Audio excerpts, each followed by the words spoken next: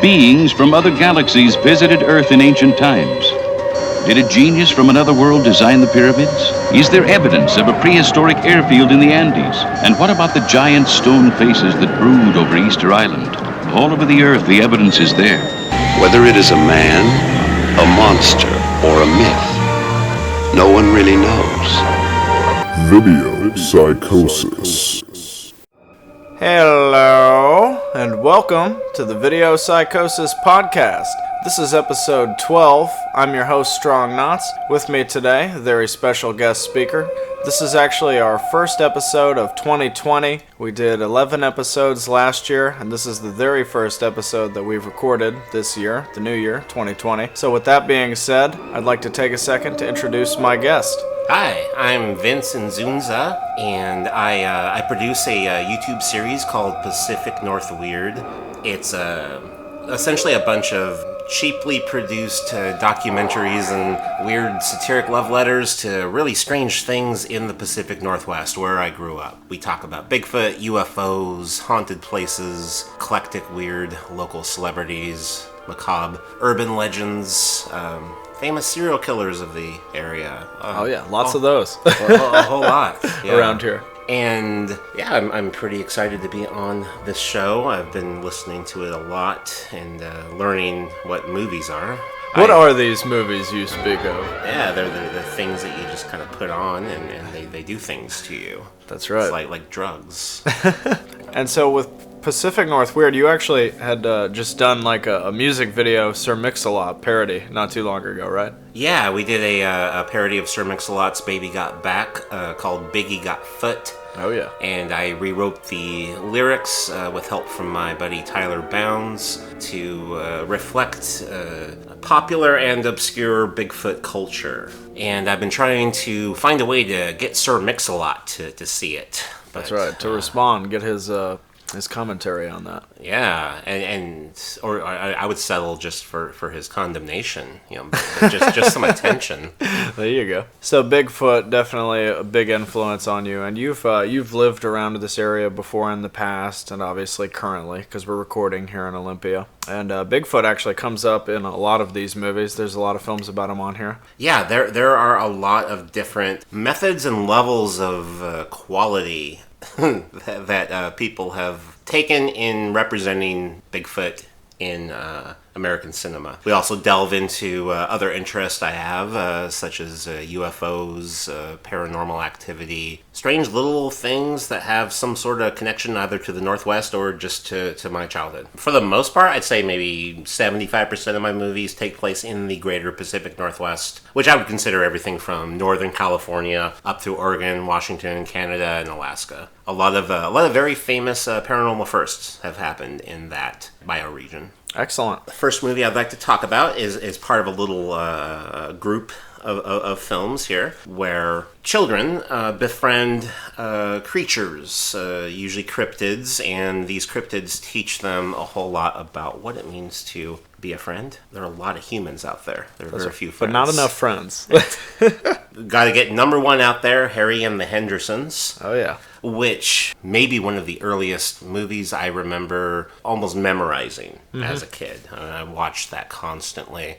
And it was likely my very first pop culture introduction to Bigfoot. The story's pretty simple. It's basically E.T. but with a Bigfoot. John Lithgow has a family, and they're vacationing in the forest of Washington, and they end up hitting a Sasquatch, and they think it's dead, so they tie it to the top of their car, drive it back to their home in the suburbs of Seattle, Washington, and turns out Bigfoot's not dead, and ends up being a pretty cool dude that they let into their home, and that's right. Teaches them a lot about togetherness. Of course, with these children's monster friendship movies, you always have to have a comically overacted villain. So, like, there's this cryptozoologist. I forget his name. Okay, yeah, the hunter. It's Jacques something. I think it's like Leroy Lafoy. Jacques Lacroix or something like that. And he's constantly getting like dirtied up throughout the movie and ending up in jail. Right. Well, I mean, how else is he going to learn his lesson? It's a predictable plot. It ends the way you think it should end, but there's a lot of really lovely moments in it and elements. The creature costume itself I thought was amazing. It's one of the most outstanding animatronic faces I've ever seen. Like animatronic masks I've seen. Really expressive. Yeah, and you can tell exactly what Harry is thinking or what he's emoting and what he's feeling. The character Jacques LaCroix, he's actually based upon a combination of two different researchers who early on in Bigfoot culture, 50s, 60s, 70s, were two of the four guys that really pushed Bigfoot into mass popular consciousness, and those two are Rene DeHinden and Peter Byrne. Other two of the four horsemen of Sasquatchery are Grover Krantz and John Green. It's a great kids flick, but it also has some respect for the Bigfoot history that preceded it, which I like. It's an interesting movie. I mean, like you kind of brought up, it is sort of like E.T. with a Bigfoot, but this movie has, as a kid, I did see Harry and the Hendersons, and I liked that movie a lot when I was a kid. Just recently, for this show, went back and rewatched it, and it still holds up. It's really funny. It's really sweet. There's a lot of really interesting things going on in there.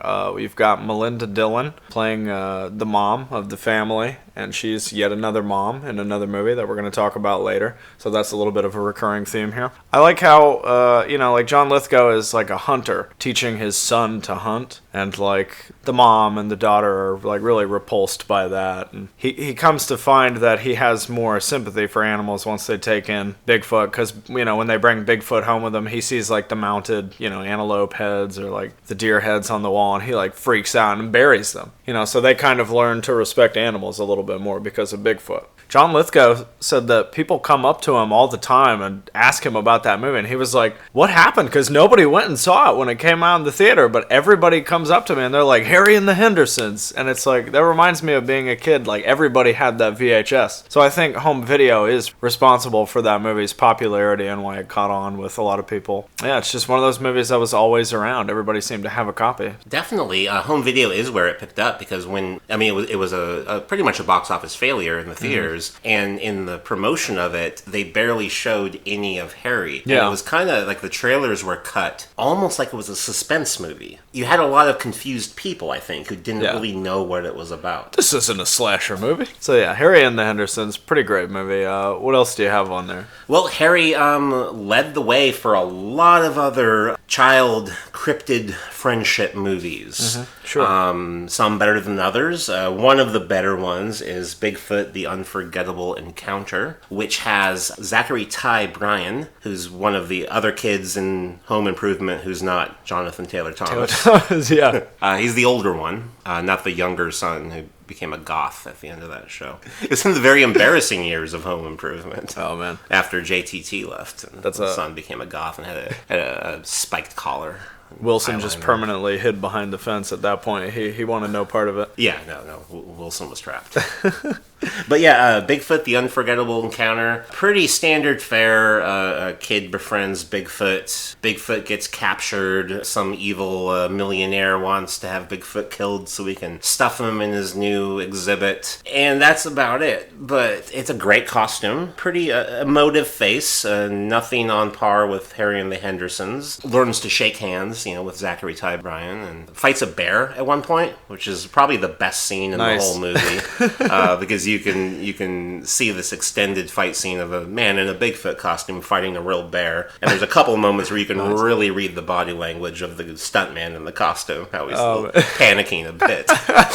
So I don't want to get killed by a bear in this costume. And that's a solid one. Really great for your kids if you're a babysitter and you're kind of bored and you want those little guys to watch something for an hour and a half. Perfectly fine. Nothing wrong with it. There's also about the shaking hands. There's a bit like that also in Harry and the Hendersons. And also one thing that you just can't forget about Bigfoot, the Unforgettable Encounter, you got the world famous Clint Howard, Ron Howard's far superior brother. one of the greatest actors of all time. Next movie in this little group deviates a little bit from Bigfoot, but it's called Mel. Oh, yeah. And it takes place in Washington State. Kids go to visit their grandfather on his property near a lake, and the grandfather's played by Ernest Borgnine. There's this urban legend in this area of this lake monster. Kind of similar to Loch Ness Monster, or if you want to get more regional, Ogopogo or Cadborosaurus. They find out that it's actually not a sea serpent, but it's actually this giant turtle that Ernest Borgnine has befriended and just communicates with. And there's, once again, this evil millionaire businessman who wants to capture the creature for display in his amusement park or whatever. Yeah, he owns that amusement park, Silverwood. Right. That's right, and he wants to put him on exhibit as the 8th wonder of the world. Which, I mean, it is. That's a giant turtle. It's a really big turtle. Unlike Harry and the Hendersons, this is one where the giant turtle, it's actually pretty cool looking, but you can tell that there's a lot of shots where they don't show the head. Like, if you notice, there's a lot of scenes where the kids, like, have to lift the turtle, and you just see them kind of put their hands around the shell, and there's no actual lifting going on there. You can't move around this giant puppet. But, I mean, it is really interesting, and they filmed a lot of that one. They filmed it in 2 places with that. One of the places was Spokane, Washington, and they also filmed some of it in Idaho. And Mel is like one of those movies that follows that plot where it's like the city kids out of water in the country. Where they transport them down there. And there's no arcades down here, and Ernest Borgnine's like working them, making them like paint the house and stuff like that. And, making them know what it takes to be an honest American. That's right, yeah. He's trying to put some discipline in these kids and teach them how to be strong and, support themselves and stuff like that. And this movie, I actually I just watched this last night, and I actually really enjoyed this movie. I would recommend Mel. If you like any of these kind of, I don't want to necessarily say kids movies, but movies that are kind of oriented for a younger audience, but that just have all this weird stuff going on in them, sort of like a gnome named Norm. The Stan Winston movie. There's just all these weird things going on in there, like in that movie. The bad guy that we were talking about, the amusement park owner, he's got like these scars on his face. Right. Do you remember that? But they look like they were drawn on with a Bic pen, which is pretty cool. That's always good. The local legend for Mel, because only Ernest Borgnine knows about Mel, everybody around the area calls him Swanee. So at one point, the bad guy sings that Al Jolson song while Ernest Borgnine's in jail, if you recall that. Yeah. But then you've also got, like, Julie Haggerty is in this movie. She plays the mom. This is one of those movies where kids smoke cigarettes. You don't ever see that in movies anymore. It's too controversial these days. They just vape now.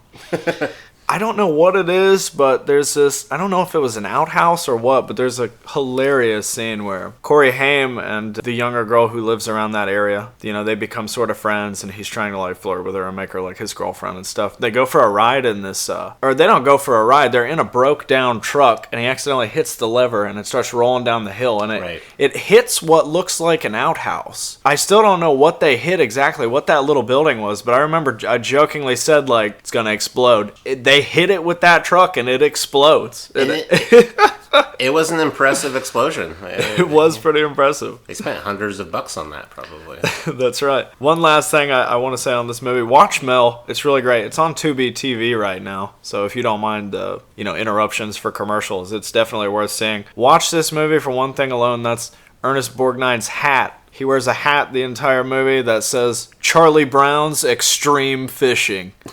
And if that's not cool, then I don't know what is. Watch it, too, for the surprise twist ending. Absolutely. Which I'm not going to spoil. Yeah, no spoilers. But it's going to rewrite everything and change the way you look at the movie upon second viewing. A+, recommended. Watch Mel. Next, there are 2 other kind of copies of Harry and the Hendersons. They're both little kid Bigfoot movies, decisively lower in quality than both Harry and the Hendersons and Bigfoot and Unforgettable Encounter. These ones are Little Bigfoot and Big and Hairy. I like Little Bigfoot because it, once again, has kind of the same weird quality that's a combination of Bigfoot, The Unforgettable Encounter, and Mel, where you got some city kids coming to stay at a ranch with their mom, and they find find like this tiny Bigfoot played by a little person in a costume. The enemy of this story is this businessman who wants to redevelop that part of the Oregon forest. It's always businessmen. It's always businessmen. Bigfoot is very anti-capitalist. Yeah, absolutely. He's cryptid for the people, but this businessman and his goons basically want to kill this little Bigfoot because they're afraid if he's discovered, it will become an endangered species, and therefore he wouldn't be able to log this land. And, classic capitalist It's stuff, got right? one of the very best reviews in the show Red Letter Media. This is a terrifying little costume. Huge, almost insect-like eyeballs. Bugged out eyes. Bugged out. Makes really uncomfortable faces. And just like prances around. It's worth watching. It's worth having on in the background at least when you're making dinner. Yeah. Then we've got Big and Hairy, which is a terrible film, but worth noting on a couple points. It's definitely more of a ripoff of Teen Wolf. Oh, geez. In a way than Harry and the Hendersons. Does Bigfoot go to high school? Bigfoot goes to high school. Oh, jeez. I gotta see this. Bigfoot joins the middle school basketball team. Oh, sick. And Bigfoot just happens to be preternaturally skilled at slam dunks, and shooting, and dribbling, and all of that. He's got a mean free throw.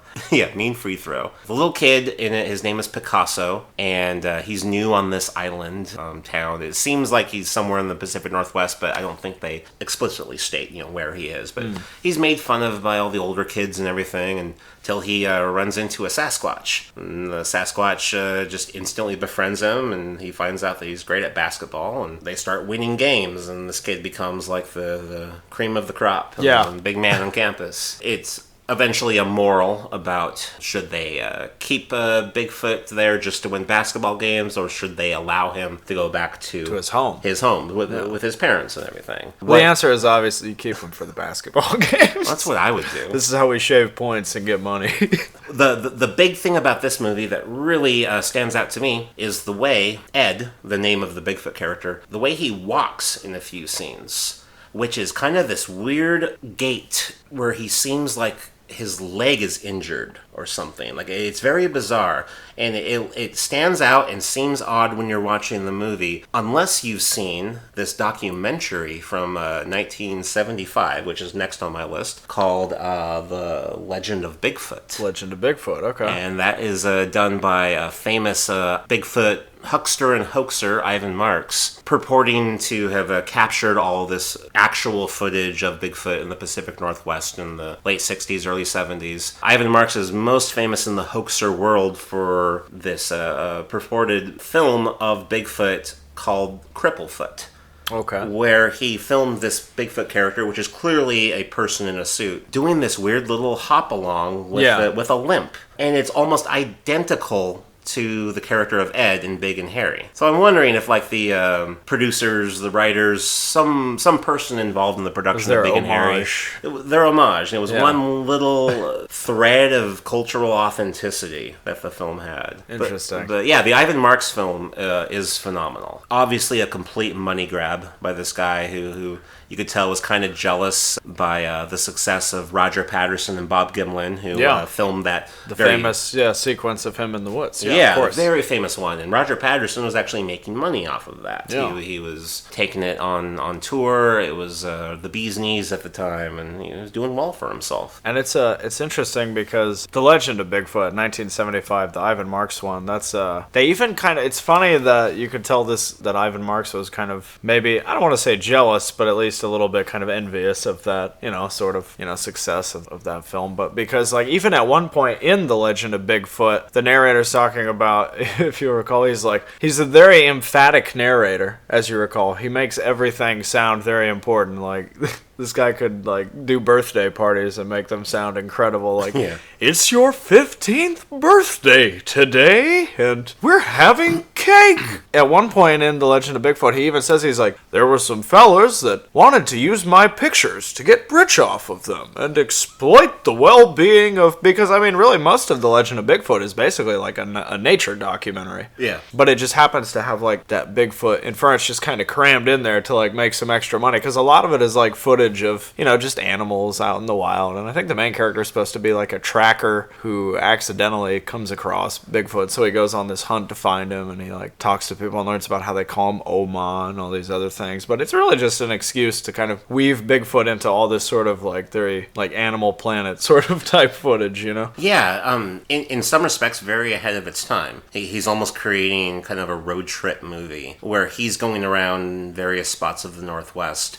just in almost an aimless search for this Sasquatch figure. And then as padding, you know, to make the film, the documentary feature length, Yeah. it has lots of nature footage, heavily manipulated into a narrative like that sequence with the squirrels who are in love. Oh, yeah, yeah. And Look at these cute little squirrels. Yeah.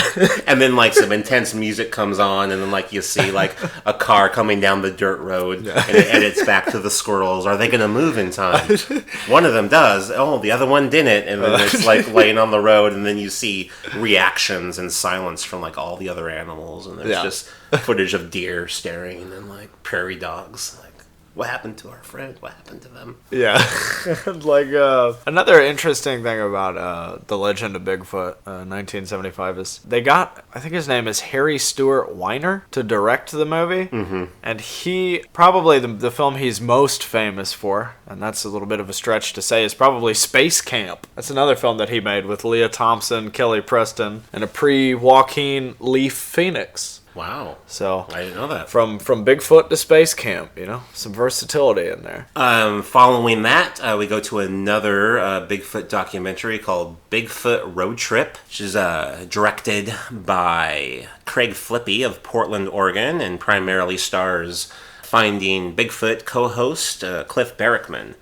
This is one of my favorite little Bigfoot documentary projects. I'm friends with Craig Flippy. I'm friends with Cliff. This is really not too well known, but you can order it from Amazon, I believe. And it's this Bigfoot road trip movie where Craig and Cliff go to different parts of the Northwest and kind of just goof off and talk about go squatching. You know, what's especially interesting about Bigfoot Road Trip as opposed to other Bigfoot documentaries is that this one is almost entirely about the goofiness of the community and the culture. Like it's chock full of just Bigfooters having fun and being friends, and you get to experience a little slice of the life that you get to live if you're within this community. You know, for the most part, you know, like a lot of these people really, they take Bigfoot seriously, but they don't take themselves seriously. And you can tell that there's some really good, fun friendships happening on camera. It's just a goofy movie full of puppets and satire and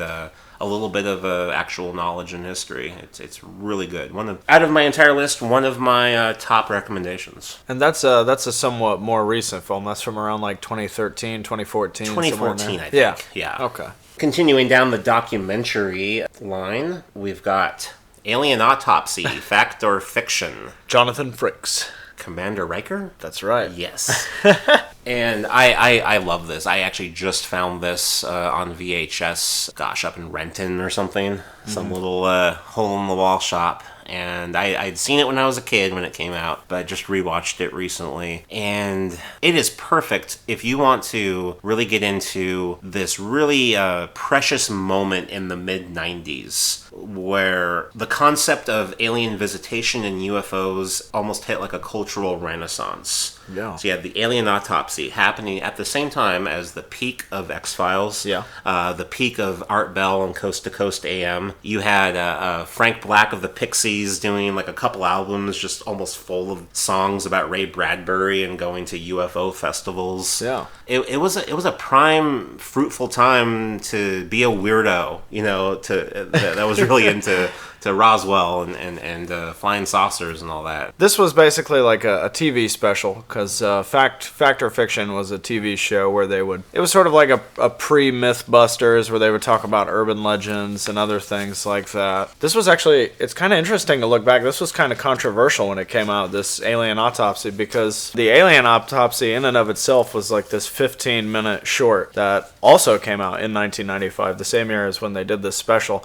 And it is literally what the title implies. It's black and white footage of an alien being dissected. It's really handheld and kind of shaky looking, and it's pretty graphic and detailed. So when they showed this on TV, during the Fact or Fiction special, you hear Jonathan Frakes, he's like, "We're about to show you some really graphic footage, so I hope you're prepared for that." And one thing that I found really funny about the Fact or Fiction special on the Alien Autopsy, the alien that's being dissected has no discernible genitalia. You don't see any genitalia at all, and yet they still blurred it out. Because it's like the Fox Channel. We don't even want people to think about that area. This is scary enough. You don't want to think about alien genitals. Well, you have something there that definitely isn't defined, but it's like closer to a vagina than a penis. Yeah. Sort of like, just in case. Yeah, but that's right. Yeah. We wouldn't want to get in trouble for maybe having something somewhat kinda, but not really close to a vagina on the Fox network. I mean, it wasn't much different than like the bulge on a Ken doll.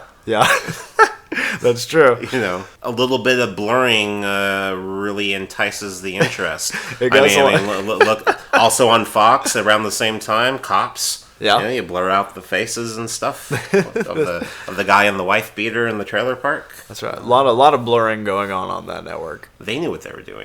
And this Alien Autopsy, like, you can actually find the 15-minute film that they're showing in the Fact or Fiction special. Both of them, I believe, are on YouTube. And they one interesting thing about the Fact or Fiction special, they interview Stan Winston and some Hollywood guys to ask them, like, what's your opinion on this? Does this look faked? Because Stan Winston, if you did special effects, how would you recreate this? And you see him and a team of like makeup people saying like, but how did they get, the blood so wet? Like they admit like, well, it might be fake, sure, but it's incredibly detailed and well done, even if it is. And it's really interesting. It's not just the Alien Autopsy. They also talk about like Hangar 18 and Roswell. And it's kind of similar, like a lot of stuff around that time. Like you've also got, have you seen Dan Aykroyd Unplugged on UFOs? Have you seen this? I believe so. It's just like an hour and a half of him chain smoking cigarettes. Yeah. And talking about UFOs. Well, Dan Aykroyd's one of my favorite people ever. Yeah, he's great. So, and this, interestingly enough, in 2006, they ended up making a sort of comedic film about the making of the Alien Autopsy video with Bill Pullman. So it's gone pretty far into the culture where they can even make like a sort of mockumentary or like comedy film about like these guys faking this footage or whatever. It's just interesting how it's resonated like over 10 years later. Interesting thing about that 2006 film, that very same year, a few months prior to its release, Ray Santilli, the gentleman who originally had the Alien Autopsy footage, made this public admission that the Alien Autopsy that you saw in the Fact or Fiction special was actually filmed by him and a crew, but that like it was a recreation of an actual Alien Autopsy film that he had that was too degraded to show. And that he had actually inserted a few actual frames from the legitimate Alien Autopsy into this recreation that he did, but you can't tell what it is because they recreated it so well. Yeah. It's like a very, very confusing hoax or conspiracy or it just muddies the truth of what this thing really is.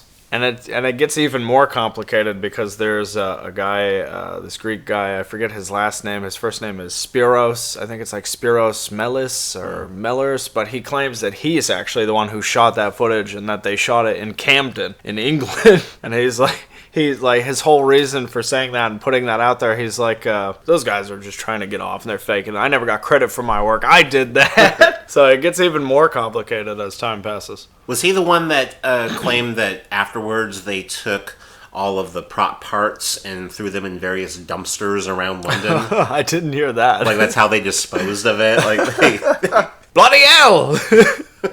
What's that damn steady? A wonderful piece of UFO popular culture that really could only have come out in the mid-90s before the dawn of the internet and social media. This is if you're ever doing some anthropological piece on the way Americans thought and what they consumed in the mid-90s, this is it. This is like prime urban legend, power of media. Lastly, on the documentary list, we've got Arthur C. Clarke's Mysterious World, which is actually a 7-part VHS set that I found in Ocean Shores, Washington, along with Paul Malik. Dormarth, one of our great guests on the show.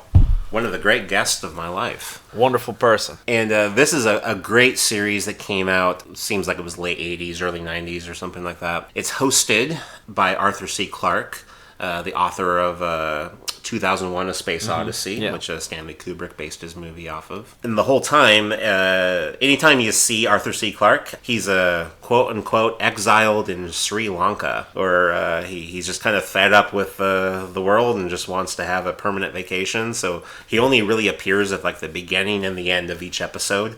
Like bookending. Yeah. Like bookending it, and it's usually him coyly offering some skepticism on the subjects at hand. They cover everything from UFOs to Bigfoot to the Loch Ness Monster to other lake monsters and monsters of the deep, moving stones of the desert, Stonehenge. Yeah. And it's like you're watching the video version of those Time Life mystery books. Yeah, like what's it, like Chariots of the Gods? Right. Stuff like that. And there's this very like comforting aspect to it. Like I've been putting these tapes on recently, and I just let them play in the background while I'm doing other things, and they just make me feel so at home and so separated from just the manic energy of the outside world. Yeah. And I really like it. High points of this 7 VHS set. There is, as far as I can tell, a one-of-a-kind interview with UFO eyewitness Kenneth Arnold.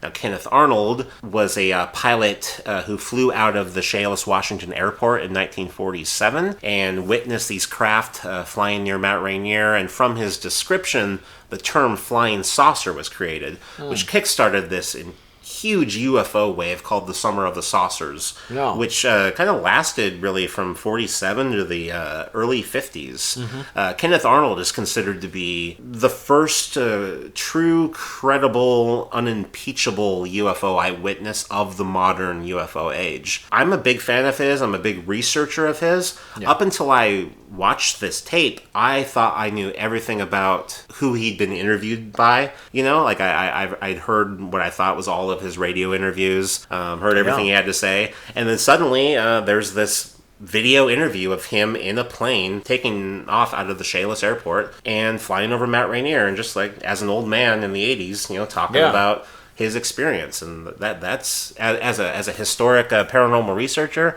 that is some goddamn gold. Yeah, he's one of my major sources of research, kind of like one of the key figures of what makes the Pacific Northwest really stand out in the paranormal world. Flying saucers started here in this state, and it's because of this guy. That's pretty cool. Another great episode from the series is the Bigfoot episode. Notable because you get to see an interview with a much younger Bob Gimlin. Bob Gimlin is still alive, still at almost every single Bigfoot conference in this area. He is 86 right now, but you get to see him at the young age of 50-something in here, and it's kind of cool. If you know the guy, if you're only familiar with him in his golden years, it's kind of cool to see him, see this slightly younger version of that voice come from back through the past. Grizzled cowboy on a horse. Cool. Talking about this weird thing that he and his buddy saw in the forests of Northern California in 1967. So I highly recommend looking for the Arthur C. Clarke Mysterious World set. I believe you can stream it on Amazon Prime. It's very cool. Okay, so my next group of movies are a collection of films that in some way or another are based upon actual paranormal or weird happenings in history. We're going to start with the less paranormal, The Pursuit of D.B. Cooper. There you go. Starring Robert Duvall and Treat Williams. And for anyone out there who's not familiar with the case of D.B. Cooper, it is the United States' only unsolved skyjacking. 1971, a man claiming to be named Dan Cooper boarded a plane in Portland on his way to Seattle, Washington. Mid-flight, he passes a note to the stewardess that says, "I have a bomb and I want $200,000 or something, and a bunch of parachutes." And they land in Seattle. They give him what he wants. Takes off again, heads back towards Portland. Somewhere over Washington, he jumps out of the plane and parachutes into infamy, into mystery. No one knows what happened to this guy. This movie gives us a fictional possibility on what could happen. And in this movie, the D.B. Cooper character, played by Treat Williams, is a Vietnam veteran who just wants to make some money and get back with his ex-wife. It's this weird cat and mouse road chase caper where Robert Duvall is just chasing him down, and you see D.B. Cooper get himself out of the forest, reunite with his ex-wife. A bunch of car chases happen. Really, really awesome, well-shot river rafting chase sequence. Probably the highlight of the film. That and the very last sequence where Robert Duvall has the money and D.B. Cooper is actually in a little private plane trying to crash into him and push him off the road. And I've always been a huge fan of the D.B. Cooper mythology, and especially in the way that people perceive it. D.B. Cooper, even to this day, is this outlaw folk hero to a degree. You know, he's a guy that got away with it. A guy that like pulled off the perfect caper. Something that one could not imagine happening today. Facial recognition software everywhere. Everyone's got a Facebook profile. Cameras everywhere. Information age. No one has secrets. No one can hide. There's this romantic ideal that you can hide. D.B. Cooper, never hurt anyone. Just got away with $250,000. Who knows what happened to him? It's a fun, weird little movie, kind of based upon this gold standard of true crime. I could be mistaken. I feel like I just saw something in the news within the last 2 years where they thought they had actually found D.B. Cooper, because it was this older guy who had arrived in the city under mysterious circumstances and passed away and left some sort of note saying something about like, oh, I had all this money that I actually got illegally. So they thought that was D.B. Cooper fraud. Did you ever hear about that? I did hear about that. Yeah. I don't remember the guy's name, but it was announced in this huge press conference in Ohio, I believe, where the man in question lived and died. Yeah. And I guess he had made some confessions to some close friends under the promise that they would not reveal this information until after he passed. So he told them that he was D.B. Cooper and signed a deathbed confession and everything. And compelling stuff. Although it's one of many D.B. Cooper confessions across history. Those get pretty interesting too. There's probably more people out there that have claimed to be D.B. Cooper than that have claimed to be the Zodiac Killer. Oh, absolutely. And a lot of people pretended to be the Zodiac Killer. What compels a person to do that? Because, most of them have to be lying. Maybe it's like the... this kind of brings us back to... Alien Autopsy, Fact or Fiction. If you remember when he was talking to... I think they interviewed supposedly the pilot in that restaurant. Remember? And they never show him up close. They kind of show him from a distance. And they said, well, what would a person have to gain from lying about this? And it's like, well, maybe it's just like the 15 minutes thing. Or maybe it's... I don't know. It is interesting. I wonder if the concept of D.B. Cooper becomes sort of this entity in itself that people just take on. D.B. Cooper really isn't a person. It's an entity. Yeah. It just passes along to people. Next, we'll jump to a related film, in name only, called Bigfoot versus D.B. Cooper, directed by David DeCoteau. That's right. Creepazoids, Sorority Babes, and the Slimeball Bolorama, Puppet Master 3, among other classics. Yeah, Nightmare Sisters, Dream Maniac, all kinds of films from him. Yeah, and then Bigfoot versus D.B. Cooper is technically a movie. I think it's technically porn, by the actual definition of porn, where there's no artistic merit and its only reason for existing is sexual stimulation. Yeah, there you go. Yeah. It takes place in 1971 during the D.B. Cooper hijacking, and there's a lot of footage of modern day SeaTac airport and planes and stuff. It doesn't really fit with the time period, but there's a cast of very fit, young, shirtless men who just kind of hang out in a big house for a while, and the whole time there's this Bigfoot creature kind of edited in, watching them shower, watching them walk around in their tidy whities, posing in the mirror and doing push-ups. What does this have to do with D.B. Cooper?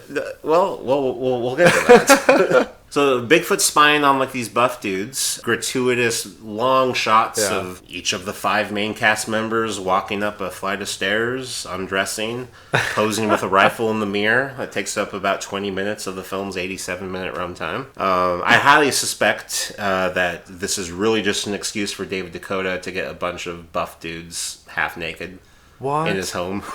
You don't say. The way he shoots these guys, very voyeuristic. It's like a straight guy filming Shannon Tweed showering, and then Bigfoot comes in once in a while and starts killing them off. The Bigfoot in question is wearing the same exact Party City Bigfoot suit, which I own 4 of. Nice. And this whole scene is the whole plot of these half naked men in the woods is edited and cut with scenes of this D.B. Cooper character hijacking the plane, escaping, and at the very end you get the showdown. You get D.B. Cooper landing in the woods.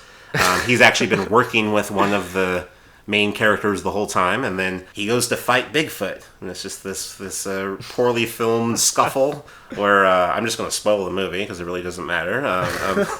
D.B. Cooper accidentally trips Bigfoot, and Bigfoot falls and hits his head on a rock and dies, but not before scratching D.B. Cooper. And he tells his friend, "Run, no, don't wait for me," or something like that, and he starts to turn into Bigfoot. The answer to the mystery of what happened to D.B. Cooper. He turned into Bigfoot. Or scratched by Bigfoot, and now he is Bigfoot. Because when I started Pacific NorthWeird, I thought it'd be fun to do maybe tiny little short films about Northwest lore. And I was like, well, wouldn't it be amazing to write a movie called Bigfoot versus D.B. Cooper? And I could even explain what really happened to D.B. Cooper. And I even started writing a treatment to this until I stopped myself and was like, well, I should see if someone else did this. So I Google it and find this straight up homoerotic porno with almost zero narrative value to it. Yeah. And I'm so glad it exists, but at the same time it's kind of frustrating that Dakota took this perfect title and concept and I just made it a porno. Just did something that he could jerk off to. Well, that's classic Dakota. I mean, you be you. On with the list of films somewhat inspired by actual events. We've got Fire in the Sky, starring D.B. Sweeney and Robert Patrick. This is based upon testimony of a UFO abductee, Travis Walton, who in 1975 in Utah, I believe, he was a logger, and he was abducted by this craft in full view of 5-6 of his buddies who he was working with. And Travis actually disappeared for about a week. Everyone thought that his fellow loggers had something to do with foul play and had killed him and made up this crazy UFO story. Suddenly, Travis Walton reappears, naked and kind of crazy. And he recounts this amazing story of being on this examination table and having these weird gray aliens poking at him and everything. One of the most well-described UFO abduction cases in history. Every single one of these people, including Travis Walton, all passed lie detector tests. It's one of the more unimpeachable accounts out there. And this was the Hollywood version of that. Yeah. Really well done. Highlight of the movie is the nightmare operation sequence, probing sequence that happens at the last 20 minutes of the film, where you really get to see kind of what happened to Travis Walton. Really good alien practical effects, and really good strange UFO set and interiors. Yeah, it's just a really great movie. I remember watching it as a youth and being affected by it. The story of Travis Walton himself, you'll find, is very different than the Hollywood version. Travis, in a lot of ways, was unhappy with the way he was portrayed. Interesting guy. I met him once and interviewed him for my show at the McMenamins UFO Festival in McMinnville, Oregon, a couple years ago. And just one of those guys that you look in his eyes and you can tell some weird shit happened to him. Then we got the Philadelphia Experiment, 1984 science fiction film. Based upon this really interesting urban legend conspiracy, kind of a military experiment that happened in the 40s during World War II, where they were trying to teleport basically a large aircraft carrier over enemy lines, trying to play with the nature of reality. Yeah. And according to the lore, it went horribly wrong and ended with a bunch of Marines and Navy members losing their lives by being inserted inside of physical objects. Terrifying scene was described of like human beings half alive, like inserted into like the belly of the ship, or inside of walls. This is kind of a run-of-the-mill science fiction film that kind of plays with that lore, and where two of the main characters get transported to modern day 1984, where they have to figure out how to get back. Especially interested in this film because of its connection to the conspiracy and the urban legend of the Philadelphia Experiment. It's definitely something to look into. The movie is perfectly fine. Good thing to watch. Next, we got Roswell, the UFO cover-up, starring Kyle MacLachlan. And this is a very underrated UFO film, in my opinion. Based very heavily on a book, UFO Crash at Roswell by Kevin Randall. This book really plays it straightforward according to the actual history and social lore of the Roswell UFO crash. Colin MacLachlan plays Major Jesse Marcel, who, if you've ever seen any photos of the newspapers about Roswell, he's the guy crouching down, holding up like the tin foil where it says, "Oh, it was just a weather balloon." When you watch this film, you get the backstory behind that. You get that. You hear the narrative based upon Jesse Marcel's personal testimony that what he found at that crash site outside of Roswell, New Mexico, was not a weather balloon. It was actually technology that they could not describe. Debris from a craft that defied their understanding of modern science. And with writing that sort of looks like hieroglyphics on it almost. Yeah. There's a great scene where he brings pieces of the crash back to his home and gives a piece to his son. And it looks like this piece of tin foil. And he crumples it up and puts it back onto the table. And it uncrumples itself to where it's just a seamless square. Is something that was described by various people from the Roswell incidents. Yeah, like this sort of malleable energy that had this weird texture to it. Yeah, and there's a lot that's said about Roswell out there. You can really get the entire official folklore of the Roswell crash from this movie. Like, it really tells you everything you need to know. Kyle MacLachlan's amazing. Oh yeah, well that goes without saying. Always gotta trust Kyle MacLachlan. Next on this list is The Mothman Prophecies. Richard Gere, based upon the John Keel book, which was based upon a strange series of events that happened in Point Pleasant, West Virginia between 1966 1967, where a bunch of people started seeing this large winged moth-like creature with big red glowing eyes. Lots of strange things happened in this small town, which ended up culminating in this collapse of the Silver Bridge a few weeks before Christmas, killing 42 people. The Richard Gere film takes some liberties with the Mothman tale, and is more about kind of grief. But yeah, this is a great film because it's almost entirely edited in a way that gives the viewer a sense of confusion and discomfort. There are images where Richard Gere's in the mirror, and what you see in the mirror is a little bit out of time or out of sync with what he's doing. Tiny things like that. You'll see like weird faces pop up of Mothman or other malevolent beings. Oftentimes, a lot of the scenes are shot from this weird up above angle, which gives you the sense that something's watching them all the time, and something's also above them and kind of understands what's happening on a higher level. I would say like the absolute standout of the film is the character Indrid Cold.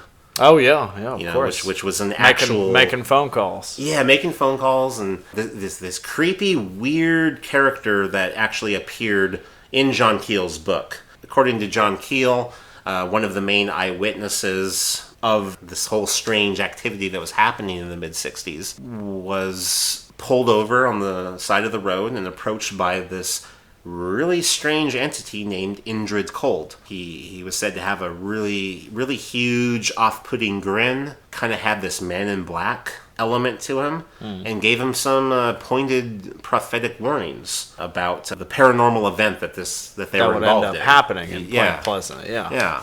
And they play off that in the film, where not only Richard Gere, but also Will Patton's character are like sort of receiving these prophecies, and then they're trying to beat it to happening or try to warn people. And then there's also this character it happened to him before, and he tells them, just ignore it, just live your life. I tried to tell people, they said I was some sort of like terrorist or liar, and the police investigated me because it actually happened, so just live your life. That's all you can do. And in the Mothman Prophecies, when they talk about Indrid Cold, Richard Gere tries to record one of his phone calls to him, and when he plays it back for somebody, they say that's not a human voice. That's just like frequencies, or like just some sort of like audio wave. Like that's not an actual human's voice. Which is a perfect way to capture just the weird frenzy and confusion that actually happened in Point Pleasant, West Virginia in the 60s.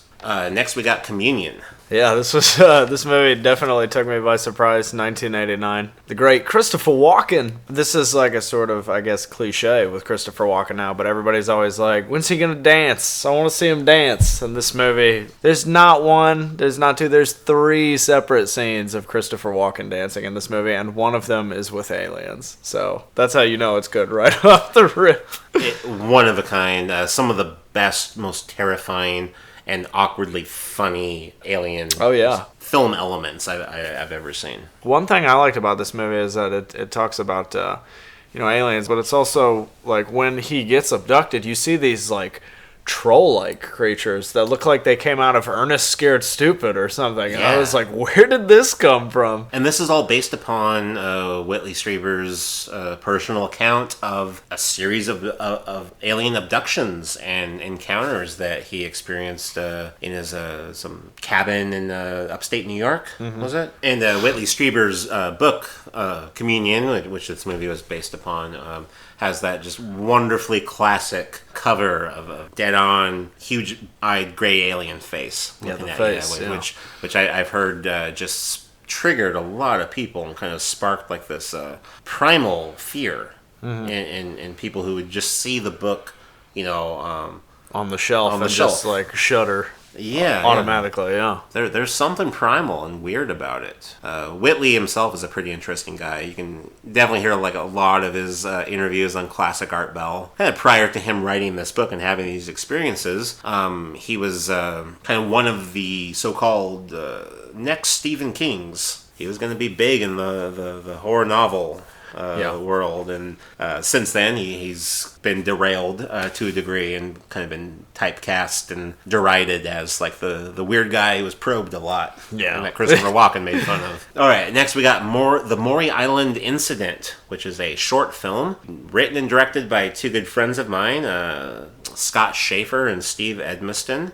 The Maury Island Incident tells the story of supposedly true UFO encounter that happened in Des Moines, Washington, 3 days before the Kenneth Arnold incident in 1947. Kenneth Arnold being the guy that saw the saucers over Mount Rainier. Yeah. Well, 3 days before this, there was a blue-collar worker named Harold Dahl witnessed these donut-shaped craft flying over his boat in the Puget Sound.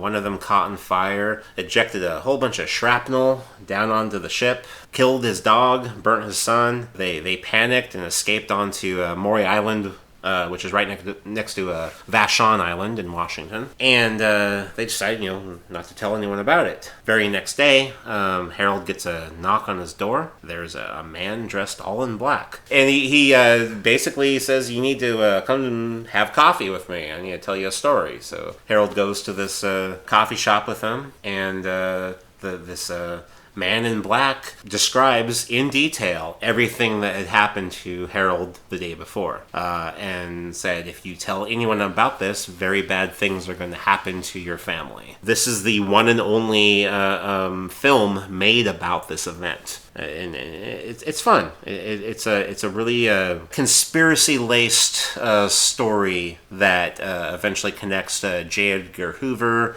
and the Masons and kind of the G-Men, and just kind of sets the stage for the Summer of the Saucers to happen. Yeah. But tells like this at the same time a very self-contained story that happens right in our backyard. Next is a movie called Something in the Woods, which came out 2015, 16, something like that. I ordered it online when it came out and watched it. Have not been able to find it since because some disputes with property rights and the streaming services got interrupted, which is just another reason why I prefer physical media. But the reason why I want to mention this film is a family in this little town, backwoods area in Texas, are harassed for a while by this family of Sasquatch.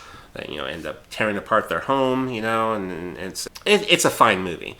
But what's cool about it is that it's actually completely based upon an actual event that happened in Grays Harbor, Washington, known as the Cowman of Copalis Beach. This family were living out in the woods in their home, and the father and the son were out trekking around. Got the sense that this big beast was following them in the woods. Thought it was a bear at first, but then they started to see it, and it was walking upright. So, they freak out, and they head back, and the father gets his shotgun, fires a few shots into the woods, and, that's that. I guess that night, his 5-year-old son is up in his room and comes down the next morning and says, I talked to the cowman all night. Face of a cowman in his window, talking to him in this weird language of like grunts, and he would imitate it like, ooh, ooh, ooh, ooh, ooh. The very next night, it becomes a full-out assault. Various like Bigfoot creatures are harassing their house, throwing stuff at it. They have to abandon the place eventually. Come back a few days later, everything is trashed. It's like one of the creepiest, weirdest true life Bigfoot accounts from this area. I was happy that in some way it inspired a film.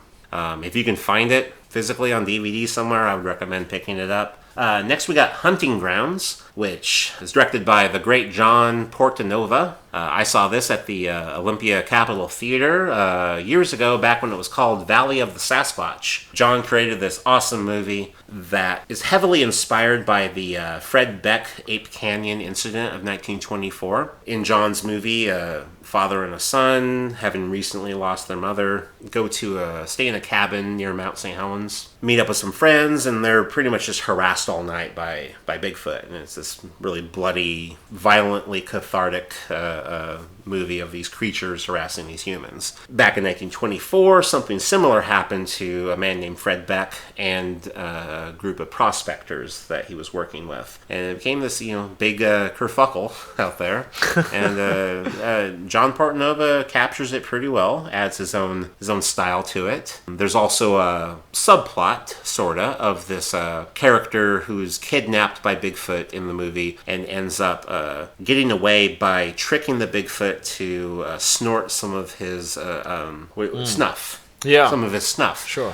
Which is a direct reference to the 1920s Albert Osman incident, which happened in Canada. where Albert Ostman claimed to have been kidnapped by a family of Sasquatch, and he was held captive in their cave system for a few days, and the only way he eventually escaped was to trick the Sasquatch patriarch to take some of his snuff. And then we'll end this little segment with Bobcat Goldthwait's Willow Creek. Willow Creek. Which I love. It's a found footage movie where a couple, the fella being a wannabe documentarian, drive to Willow Creek, California, near where Roger Patterson and Bob Gimlin filmed their really famous Bigfoot footage that we've discussed from 1967. For the most part, kind of a run-of-the-mill found footage film. Not too big on the jump scares. Bobcat is a competent director. I trust his vision. He's a complete weirdo. What's really cool about this film is that Bobcat uses a whole lot of actual citizens of the Willow Creek area playing themselves, basically, to set kind of the cultural stage before this couple goes on their ill-fated journey into the woods to find the Patterson-Gimlin film site. There's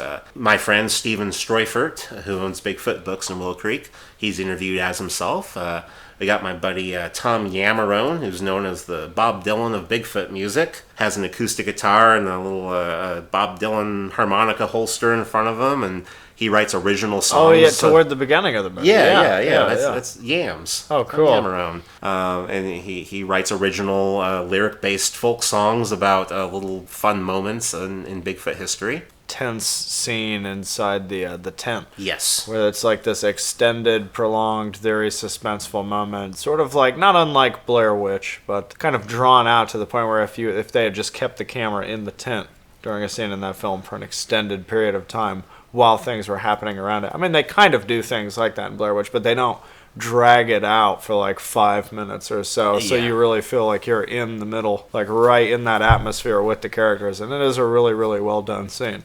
And very effective. I think at least one element of the film that probably caused a lot of derision amongst viewers is the very last shot. I'm not going to spoil it because I do think everyone listening should watch it, but the last scene is actually based on real Bigfoot lore. All right, I have 3 films here which have some personal connection to me. Number 1, Watcher in the Woods, one of the very, very best live-action Disney films ever made. Of this strange era where Disney tried to make really legit scary movies for children. It's about this family in England, and they buy this or rent this huge mansion out in the woods. There's something watching them from it. You can see from the POV camera at the very beginning. The mansion is owned by like this old lady, famous actress, Betty Davis. Betty Davis, yeah. And she's got a secret past. Protagonist, this young girl, Jan, sees this figure in the mirror. Blonde girl like herself, but she's all dressed in white, reaching out and mouthing the words, "Help me." I remember seeing this movie as a very young child, and distinct visuals that have stayed with me my entire life. Most notably, just the mirror sequences. At one point, she's in the funhouse. At a funhouse, a hall of mirrors, and every mirror you can see like this girl in white, trapped in like this other dimension or something. Yeah, that's a great scene. Yeah.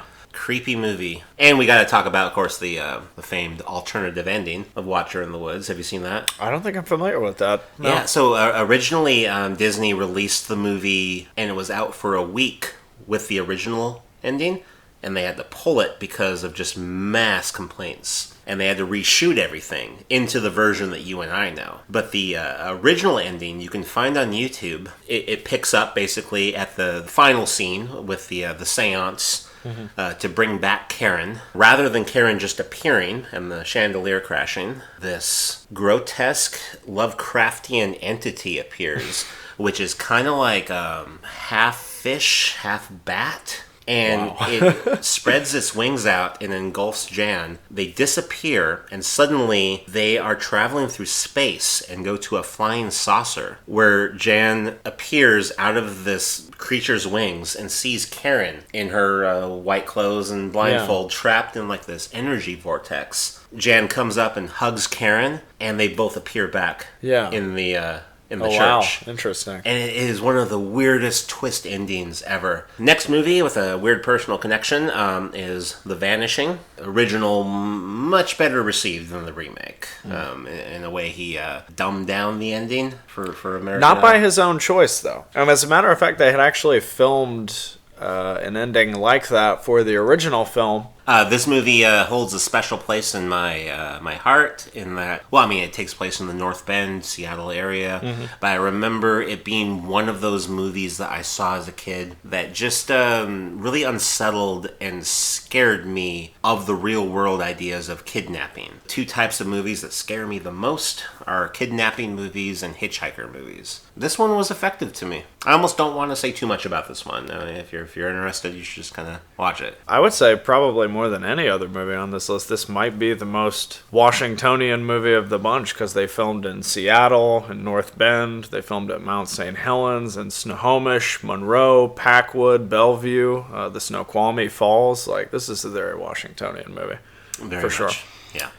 Next on this list is the Stephen King miniseries Rose Red, which is about this giant mansion called Rose Red, which supposedly exists right in downtown Seattle, based heavily on the actual Winchester Mystery House in California. The reason it's a tourist attraction is because the house makes no sense, and there are go inside and there's stairways that lead to nothing, and there are doorways that lead to solid walls. Crazy person's house, you know. But Stephen King took that concept and actually wrote a script for a miniseries about this mansion that had a consciousness in a way. And it's about a group of paranormal investigators and psychics that go in to get proof of the existence of the paranormal. It's got some good scares in it. My personal connection to it is that it is filmed at Thornwood Castle in Lakewood, Washington. Yeah. And I am getting married at Thornwood Castle Hey! later this year, July 31st. Well, first of all, congratulations. Thank you. And second of all, yeah, Lakewood is, like we just said about The Vanishing, this is another movie with a lot of locations filmed in Washington. Like, not just Lakewood, you've also got Seattle again, but then also Spanaway, Tacoma, they also filmed there. Mm-hmm. Craig R. Baxley directed the 3 episodes of the miniseries, and if nobody recognizes that name right away, he's done some of the greatest, like, trash action films ever. Like, I Come in Peace with Dolph Lundgren, Stone Cold with Brian Bosworth, Action Jackson. I want to talk a little bit now about some of my favorite classic saucer, UFO, alien, extraterrestrial movies. Starting with 1953's War of the Worlds. Essentially the dawn of the kind of the classic flying saucer movie. Lots of really good sound design, which is one of my favorite things about it. A lot of techniques that they would use to create the sounds were pretty inventive, using like vacuum cleaners and in weird ways, and a number of the sounds were even repurposed for like phaser sounds in like the original Star Trek series. Yeah, a story that's just influenced a lot of people. I mean, even Mystery Science Theater 3000, you know, Dr. Clayton Forrester, that's where he got his name from. Yep. The one after that, which I really like, called Battle of the Worlds. That was 1963, and I think it was Italian, and it was directed by Antonio Margheriti. Yeah, and it dubbed over for English audiences, adding Claude Rains. Really, really good story about like this asteroid that they've dubbed the Outsider. It kind of enters Earth's vicinity, and they're afraid that it's going to crash into the planet, and it eventually doesn't, but this scientist, played by Claude Rains, feels that there's still something special about it. Got one of the most amazing soundtracks I have ever heard in my life. And Antonio Margheriti directed these films, or at least when they got released in America, he used the name Anthony Dawson. You know, lots of B movies, but also some pretty good films in there. I mean, he made films like Killer Fish, and You're the Hunter from the Future, where, you know, a guy hang glides using a pterodactyl. But he also made, like, Castle of Blood with Barbara Steele. So this was a guy who definitely cut his chops working in sci-fi and horror, for sure. Next is a very interesting alien movie that I've got just vague childhood memories of. Starman by John Carpenter. Bridges again. This is the only Carpenter movie ever nominated for an Oscar. a love story, but it starts off with kind of a montage of NASA sending out the Golden Record, which is something they actually did. Yeah. So it starts off with that, and this UFO responds to it and travels to Earth and crashes, gets shot down actually. Ball of light comes out and travels to this woman's house, played by Karen Allen. She's there mourning the death of her recent husband, played by Jeff Bridges. And this ball of light enters her house and examines her photo album and sees pictures of Jeff Bridges and sees a lock of his hair. And that's what starts the whole big thing, a lock of hair. Yeah, and that is one of the coolest sequences ever. That scene is so bizarre that you see him grow from a little baby to a full-grown man. Yeah, it's beautiful. It's John Carpenter at his weirdest, most touching. And then it becomes like this weird fish out of water in a weird way type of movie where Jeff Bridges is playing not her husband, but an alien that has taken on the appearance of her dead husband. Yeah. Great rendition of the Everly Brothers' All I Have to Do Is Dream. Oh, yeah, that's right. By Karen Allen and Jeff Bridges at the very beginning. Good stuff. I read that Jeff Bridges studied ornithology to portray his character, which is the study of birds. So he would move like a bird to kind of a... Yeah, he's got all those like abrupt movements. Very unnatural type Sure. of movement. Cream of the crop, classic. Steven Spielberg's Close Encounters of the Third Kind. One of the few films that just doesn't at any point get lazy and go into fear. This movie's entirely about cultures coming together and learning to communicate. I've seen it dozens of times. I get a tear in my eye at the end every time. And a cameo by J. Allen Hynek. Yeah. The Project Blue Book guy, one of the very early scientists to give some legitimacy to the study of UFOs, kind of a precursor to Stanton Friedman.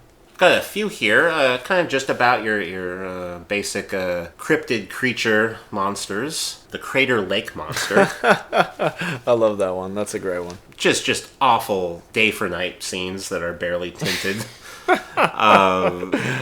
Very, very jerky stop motion dinosaur monster that comes out of the lake to eat people. It's almost like a sort of homegrown Loch Ness movie, but Loch Ness gets up and walks around on the land. Kind of movie opens up with these archaeologists, I guess. Lots of guys in turtlenecks that practice science. Yes.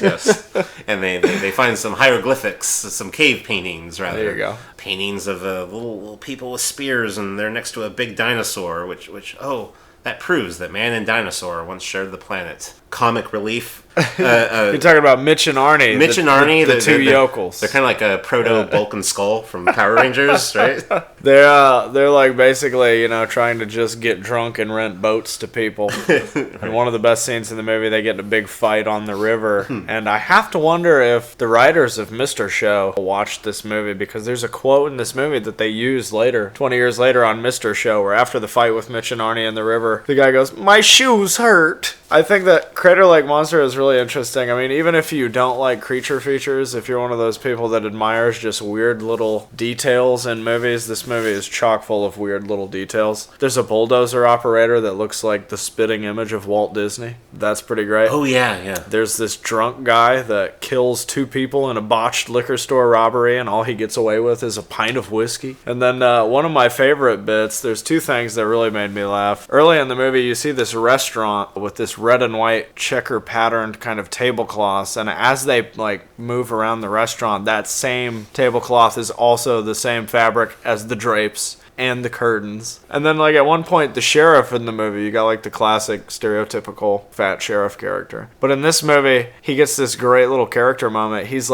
killing flies in his office because he has nothing better to do, and he keeps a tally on the wall of all the flies he's been killing, because this is how boring life is in their town. Next on my list is Swamp Thing, Wes Craven. Huge selling point of this movie is that, at least in the first 20 minutes, the main character is played by Ray Wise. He plays this scientist who's dealing with some funky plant science stuff, and some evil guy sends his mercenaries there to get the formula, and Ray ends up getting caught on fire and falling into the swamp along with his little prototype swamp juice, and it turns them into like this amazing swamp superhero creature thing called Swamp Thing. Swamp Thing. It's a cool throwback to like 50s creature feature stuff, but with like the misunderstood creature, like Frankenstein elements to it. Definitely worth watching. Next on my basic creature feature list is a found footage Bigfoot film called Exists. This one has a lot of elements working against it. It's got like the deplorable mid-20 something group that goes out in the woods to have sex and drink. One of them has to have the camera on at all times, but kind of like it's in my opinion starts to redeem itself just as a basic horror movie once Bigfoot enters, and it's kind of well done, I think, after that. I think the Bigfoot creature is really well designed. I think it's got some genuine little scares to it. I'd give it a solid B-. Then we have Sasquatch with Lance Henriksen. You can really tell that the movie was incomplete in its editing. There are a lot of scenes where essentially one conversation happening amongst a group of people, but the cuts are done with these fade to blacks and fade back, and it's like, we don't have enough to make this work, so we have to kind of... We'll just have to edit around that. It's really clunky, but what I really like about this film is the design of the Sasquatch creature, which you don't get to see until the very end. Much more of a wild man of the woods look. This one, much closer to human. Pop it on, vaguely pay attention to it for the first hour while you're making dinner, and then just sit down and eat and watch. And then pretty cool creature design. Then enjoy the carnage. Yeah. Not a good movie at all. Even bad movies have they have their qualities. They have their qualities. That's right. Odd man out movies that have a little bit of a Northwest connection. Number one being The Changeling, George C. Scott. Yeah. One of the greatest ghost haunted house movies ever made, in my opinion. This is one movie where I don't want to give away too much of what it all means, what the ending is, but it's potent, and it's got like some legit basis in folklore, with the concept of what a changeling is. Fairies oftentimes in old folklore would like replace human children with a copy of the child, but it would be under the influence of the fairies, and that would be called a changeling. Very underrated. Does not get talked about on the level of The Shining, but it should. Next is The Night Strangler, television movie sequel to Kolchak, The Night Stalker. Last 20 minutes takes place in the Seattle underground, where he encounters this mad scientist, Jack the Ripper type individual who is somehow concocted a way to keep himself young for 150 years by killing belly dancers. Every 21 years. Every 21 years, yeah. Just what you gotta do. There you go. Also taking place in Washington is Lars von Trier's Antichrist. Oh, that takes place here? Absolutely. I don't even remember that. You're looking so at the that's so funny. The mail from the King County coroner about their dead toddler. Oh, it's from Seattle. Wow. Yeah. Lars von Trier has never even been to Washington, undoubtedly. He hates to fly. Lars von Trier is a troubled man. That's the understatement of the year. But also one of the most gifted filmmakers is alive. This art horror film where Willem Dafoe, who's a therapist, takes his wife to the middle of the woods in Washington to try to help her out. Help her with her mourning. And then. But he's like a really pushy therapist, right? And he just can't acknowledge that maybe she needs to work through it by herself or whatever. And then as the movie progresses, you realize how flawed both of them are and what's crucially wrong with this relationship. Yeah. A lot of things with genitals happen. Lots of weird stuff with animals as well. Yeah. And it's wonderful. First time I've ever been in a movie theater and saw people leave in disgust. And I was like, hell yeah. Both chaos and acorns reign. Needs to be seen. For the love of God, do not watch it with your mom. Next on the list, done by an equal madman, Twin Peaks Fire Walk With Me. You can't talk about this movie without talking a bit about the TV series. Yeah. I'm a huge fan of it. I love the show. I love the weird alternative reality it paints of wooded Washington State. Yeah. And a murder mystery sort of thing. David Lynch came out with this prequel, which... It was not accepted when it came out. Not at all. I believe one film critic said something to the effect that he was amazed that Lynch was able to make this movie with his head so far up his own ass. Oh, that was actually Tarantino that said that. Was that Tarantino? That was Tarantino, because I think he saw it at Cannes or something.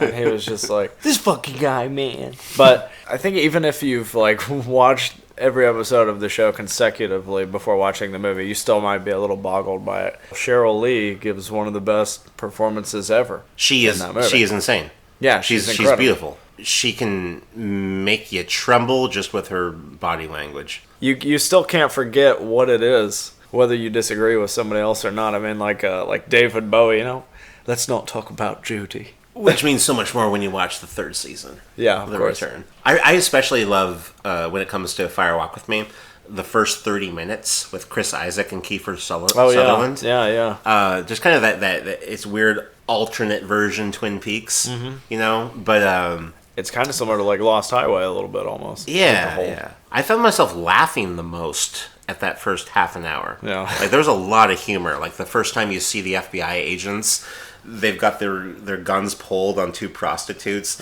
and they're arresting them outside of a school bus with all these children crying.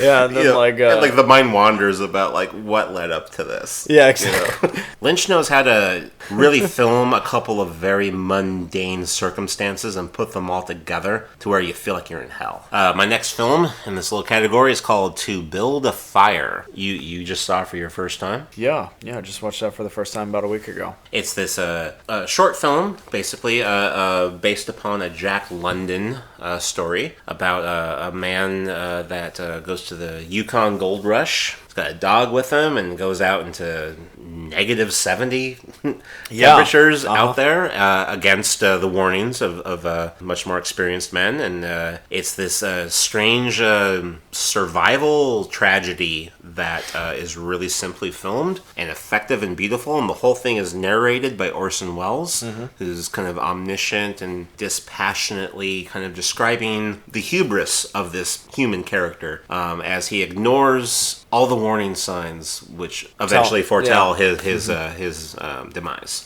Everything is telling him that he is not prepared for this, but he just looks right past it. It has been on my rotation list more than any other film in the past couple of years. I've watched this character die a dozen times, and I love it. It's a little gold nugget. It is a really simple story told in a pretty straightforward way, but like we were talking about earlier a little bit before this, that Orson Welles narration is really interesting because they always say the cardinal rule of filmmaking is you show, you don't tell, but with such simple visuals and just Orson Welles' detached kind of narration, it just, the story becomes more and more engrossing, and you're pretty much mostly watching a guy slowly walk through the snow until he freezes to death. But they keep it just engrossing with every passing second to the point where you watch this guy constantly make mistakes, and it's almost like a story about how he travels with his dog, this husky, and it's almost about how the guy's pride and his vanity are totally trumped by just the dog's natural instincts, because the dog is used to nature and knows how to protect itself, and this guy just thinks that he can go out there and ignore advice, and he ends up being the fool for it. So it was a big surprise. I really loved this one. I thought it was great. Last on this little group is it's a movie called Sometimes a Great Notion, based on the Ken Kesey novel of the same name, starring and directed by Paul Newman. Also starring Henry Fonda. It's a basic story that takes place in the wilderness of Oregon, involving this logging family, and they decide to essentially cross some picket lines, go against a strike, and finish this big order of logs, that they had promised a client. That's kind of the backdrop for a pretty interesting family drama. I really liked it. Good early 70s cinema verite happening. The big reason I put it on this list is the very last shot It involves Paul Newman floating a big load of logs past a bunch of angry people, and he's got a severed arm posed as a middle finger tied to the bow of his ship. And it is one of the most macabre, funniest, darkest things I've ever seen in the movie. And the movie ends like that. About tradition also confronting newness. There's a lot going on. I think I have one last movie on my list. Has no connection to the Pacific Northwest. And it's really not even that good of a movie. But it's going to springboard me into talking about something kind of interesting. It's called Beyond Bob. And it was filmed in 1991 in Minnesota. And it's kind of like this romantic paranormal comedy. It's on a shoestring budget, not well made, probably conceived by a bunch of drunk friends who decided to write the script at Denny's. Yeah, nice. And like get all their friends to play the parts and stuff. Back in 2016, there was a huge 25-year anniversary party for it. Oh, nice. So it's got like some indie cred over there. So I discovered it on Gaia TV, streaming service, kind of like Netflix, all about the new age and full of like really weird, what I would call paranormal positivity. You get like these original movies or these weird documentaries about people like channeling entities or putting crystals up their ass or like drinking their own urine. Yeah. Just like this bizarre new age shit. And I've been like having the time of my life watching like these original or hard to find movies that they have on there. Beyond Bob, this movie I just brought up, in a weird part kind of exemplifies the charm of like this weird untapped genre of movies that I think do need to be explored a bit more. Basic plot is that there's a group of friends who have been friends since high school. But early on, one of their core friends, Bob, died in a skydiving accident. Like 10 years later, they're all hanging out at their lakefront cabin. And one of the main characters is getting married to some douchebag record producer. And like she's a big time, pop star now. This one guy who's been in the core group of friends has been in love with her for the past like 15 years. He's actually visited by the ghost of Bob. And Bob is trying to convince him to be brave enough to like share his feelings with her. But it's filmed as if it's like an episode of Friends with a head injury. I find it beyond categorization. Yeah. In a way. All right. Well, that's a pretty solid group of movies. And I think there's a lot of films on here. People might have a hard time finding some of these, but a lot of them are definitely worth seeing. Like Mel. I mean, I couldn't find Mel. I had to go on Tubi TV and stream Mel, and believe me, it was worth every damn second of that 92 minutes. Okay? Ernest Borgnine's Hat. Never forget. A lot of great films here. I want to thank you for coming on, Vince. Yeah, thank you. I had a great time here. And if anyone wants to check out my show, please go to pacificnorthweird.com and you can see 5 years worth of really strange, weird documentaries about Northwest weirdness. Excellent. That sounds great. So with that being said, this is going to conclude the 12th episode of the Video Psychosis podcast and the first episode of 2020. I'm your host, Strong Knots. And I am Vince Ynzunza. And for now, goodbye.